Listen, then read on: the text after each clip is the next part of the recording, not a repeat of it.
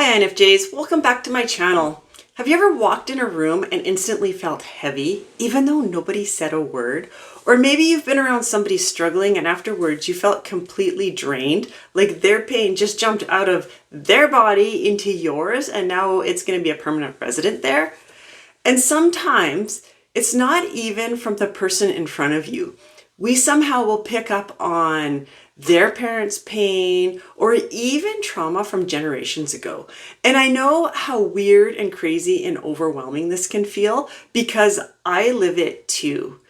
But you're not crazy, you're not broken. And today, by request from my viewers, we're going to talk about why this happens and how we can finally let go of it. We're going to explore why INFJs, especially neurodivergent INFJs, tend to absorb emotions like a sponge, a big giant sponge.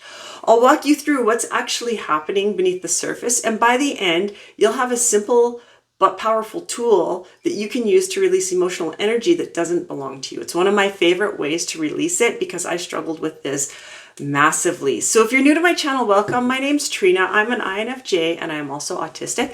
I help INFJs and neurodivergent INFJs unmask and remember who they were before the world told them who they weren't.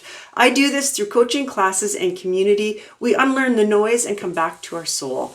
So I hope you find my channel helpful. I'm glad you found it. If you're returning, welcome back. I'm grateful for my viewers. I invite you, if you haven't yet, to like this video, subscribe to my channel. I would really appreciate the support. I also have a free workshop I created just specifically for my viewers, for INFJs and neurodivergent INFJs, as a thank you, a gift from me to you because of your support. I truly appreciate it. Go on and check it out. The link is in the description of this video, my free workshop. All right, before we get going, guys, I'm going to say, if you watched my last video, you already know my energy is going to be off. Life threw me some unexpected curveballs. Kind of spiraling, but I'm here and I'm going to do my best. Probably going to mess up, but hey, we're human, right? So just as a pre-warning, I'll probably mess up, but we're going to be good. We're going to get through this. And I've been journaling a lot and I'll tell you about it sometime later because I think a lot of you guys will relate to it. Okay, let's get into this. Why do we absorb so much? As INFJs, we're built to feel. You're probably like nodding your head like, oh, really? Thanks, Captain Obvious. Our dominant function is introverted intuition. So it sees patterns, reads between lines, and picks up on meaning even when no one says anything. Now, here's something interesting. I actually created a workshop. If you want to dive further into how your introverted intuition works, I created a workshop specifically for this. The link is actually in the description of this video. I just remembered about this. Popped into my brain, so I had to share it with you.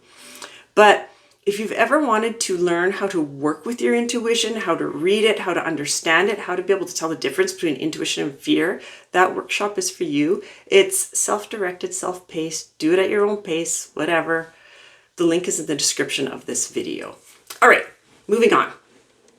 So our introverted intuition, it reads between the lines, it sees patterns, it picks up on meaning even when nobody says anything, okay? That's what it does. Our second function is extroverted feeling. This is what makes us attuned to the emotions of other people around us. We put those two together, and what do you get? Well, we get a radar system that scans emotion and energy constantly. Not consciously, automatically. We don't know what's doing it. Our body, like our brain is just doing it under the surface. We don't know what's going on. It's actually quite fascinating. So when you walk into a space and sense someone's tension, you're not crazy. You're actually feeling it because that's just how you're wired to feel it. Or you talk to someone about their life and instantly feel their emotion they're not saying, right? I've had that lots where I'll be out, and I'm a lurker. When I go to a social outing or a social event, I'm a lurker. I like stand back and I just watch people mingling together and I find it interesting. And I can read people like a book, right? I know when there's the bubbly person who's trying to put on a good show that they're happy, but they're like dying inside. I can totally see it. And that's what I mean by that. And if you're neurodivergent like me, that radar that we were just talking about is turned up even higher. We notice tone, micro-expression, shift in mood, subtle cues most people miss that they don't even see they're there. It's not just that we feel deeply, we absorb it deeply as well. And the scary part is that sometimes what we absorb goes beyond the person in front of us. We pick up on generational wounds, ancestral trauma, energy that doesn't even logically make sense. Our bodies will still carry it. It's still going to scoop it up and it's going to keep it inside like, oh, this is ours, and we're going to bury it deep down. We're going to carry it forever like it's our best friend. Our nervous system just holds it like it's ours. That's what it does. When you don't have a way to discharge all this emotion, there's a huge cost that comes to this. It builds up. You might feel foggy, heavy, emotional, exhausted. You might even struggle to get through the day without really knowing why. And sometimes you start to question whether something's wrong with you. Have you done that? I have many times, but there isn't. The thing is, no one teaches INFJs how to tell the difference between what's theirs and what's not. And it's really important for us to be able to tell that difference. It sounds simple, but for INFJs, that question is everything. Because most of us, what we're feeling isn't even actually ours. We just don't realize it yet. And once we get to recognize what's ours and what isn't, then we have a choice. We can get rid of it. Now you're probably wondering, if you're like me, I would be sitting here nodding my head and I'd be like, okay, well, that sounds peachy, but how do we get rid of this? How do I let go? I'm going to share with you my favorite thing to do that works really good for me. When I find something that isn't mine, I'll say, okay, body, is this mine or isn't it mine? And I just pause. I get calm and I just feel, what is my body telling us? We got to make space for the answer to come. If it's not mine, then I'm going to get rid of it. My notes just fell. Pardon me for a sec. I got to fix my notes here because my head's everywhere and I won't be able to do it without my notes. So when I find that I have something that's not mine, I like to do a visualization or a meditation, whatever you want to call it, where I close my eyes, I take a few deep breaths, I ground myself, I relax. And in my brain, I'm visualizing in my mind this emotion that isn't mine as a big dirty rock, okay? And I have this giant sack that I'm picking up these big rocks and I'm putting them into this sack.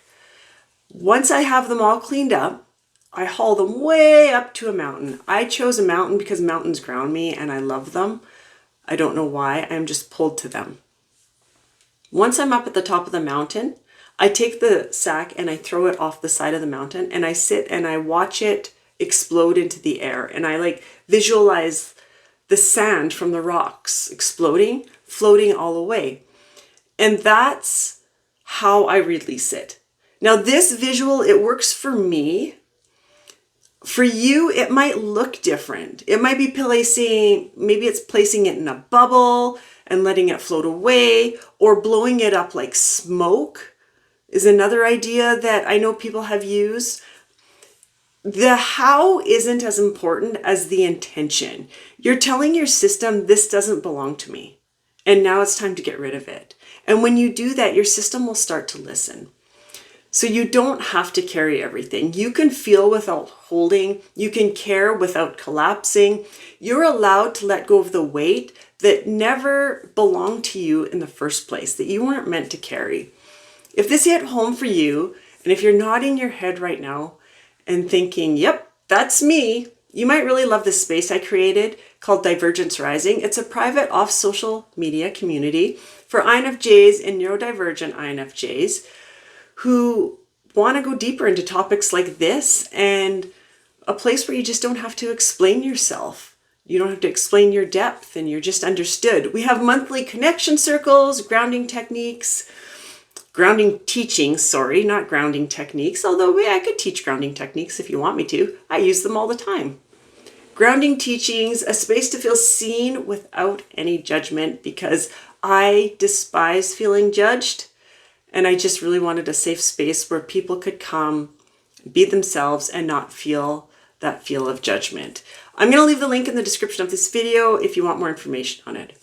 And if you're still trying to figure out how to release emotions that aren't yours, know that it's a process. It takes time. It took me time to figure out that I needed to put dirty rocks in a sack. That sounds completely crazy, but it works really good, and climb a mountain and throw them off. Sounds crazy, but works good. It took me a little while, trial and error, to figure out what worked for me. And that's okay. It takes time. It's a process.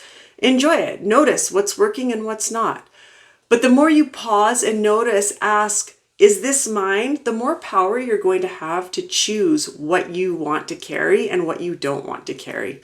If this helped, leave a comment below or in the comment section, wherever, and let me know if you've experienced this and how you release it, because I'm curious to find other ways other INFJs, neurodivergent INFJs, are releasing these emotions. Help each other grow.